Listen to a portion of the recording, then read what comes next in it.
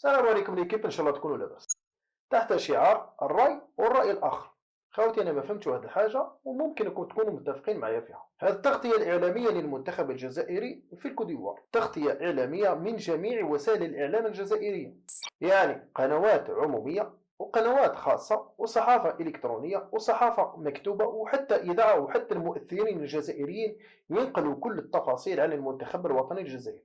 والسؤال هنا، هل إذا توجت الجزائر بالقارة الإفريقية بالكحلوشة حاليا مدارها في كوديفوار، هذا دليل على أن الرياضة الجزائرية بخير وما يخصها والو وحنا في أوج العطاء نتاعنا؟ الإجابة هي أنا ما شكيتش، لأن الرياضة الجزائرية فيها العديد من النقائص، وهذا المنتخب الوطني وهذه التغطية المبالغ فيها من القنوات الجزائرية ولا من الصحافة الجزائرية هي محاولة للهروب من المشاكل والمآسي اللي تعيشها الرياضة الجزائرية. ولأنه وزارة الشباب والرياضة الجزائرية لا تتلخص أبدا إلا في الاتحادية الجزائرية الوطنية، الاتحادية الجزائرية لكرة القدم. يعني مش معناها هذه الوزارة أكل نحصرها غير في ال 25 لاعب وبالماضي، واذا نجحوا 25 لاعب وبالماضي تسمى راهي الرياضه الجزائريه راهي بخير وبعافيه وما عندها حتى مشاكل.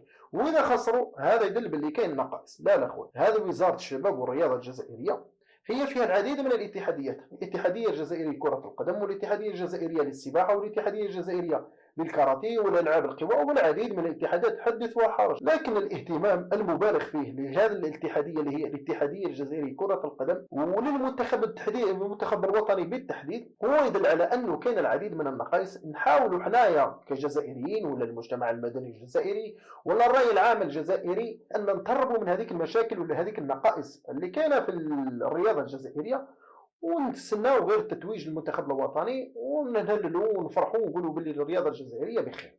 لا، وزيد حاجه واحده اخرى، التهميش اللي يعانيه باقي الرياضات. حنا قلنا باللي وزاره الشباب والرياضه فيها العديد من الاتحاديات، حنا الاهتمام نتاعنا راهو الا مع الاتحاديه الجزائريه لكره القدم.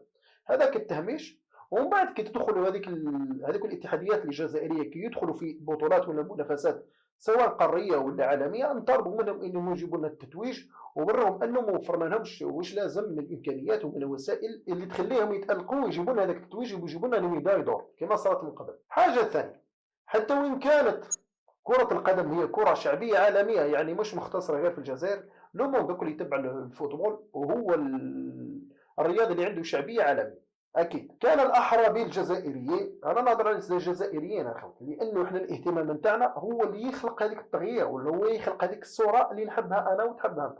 كان من الأحرى أنه نهتم بالبطولة المحترفة الأولى، كي تكون عندنا بطولة محترفة بأتم معنى الكلمة، سواء من التغطية الإعلامية، سواء من متابعة اللاعبين، سواء من النتائج، سواء من الكاليتي جو تاع لي جوار ولا تاع الفرق، هنا نقدروا نقولوا انه الكره الرياضيه هي بخير. لكن نتهربوا من هذا النقائص الكل ونحاولوا نتبعوا في التفاصيل للمنتخب الوطني ونعلقوا امالنا اكل على بالماضي و25 جوار اللي معاه، ونتسناو انه يجيبوا لنا التتويج اللي نتخباو وراه ونقولوا باللي الرياضه في الجزائر ولا الفوتبول في الجزائر راهو توفى بها. انا اعتقد انه احنا غالطين في السياسه هذه، وكل خطره راح نطيحوا ونعاودوا نفس الاخطاء، وكل خطره راح نطيحوا ونعاودوا نفس الاخطاء. المهم ما كان لها خوتي نزيدوا فيها بزاف التغطيه الاعلاميه، حنا اكزاجيرينا بزاف بزاف بزاف. ان شاء الله نشوفوا هذا النقيص ونصحوا هذه الاخطاء، وتكون عندنا بطوله وطنيه محترفه باتم معنى الكلمه، وتكون عندنا رياضه شريفه واخلاقيه، وكان عندنا مستوى عالي اللي ننافسوا به ونجيبوا به الالقاب عن جداره واستحقاق. خويا ما تنساش تابوني وتشارك معك هذه الخدمه، وبارك الله فيك والسلام عليكم ورحمه الله.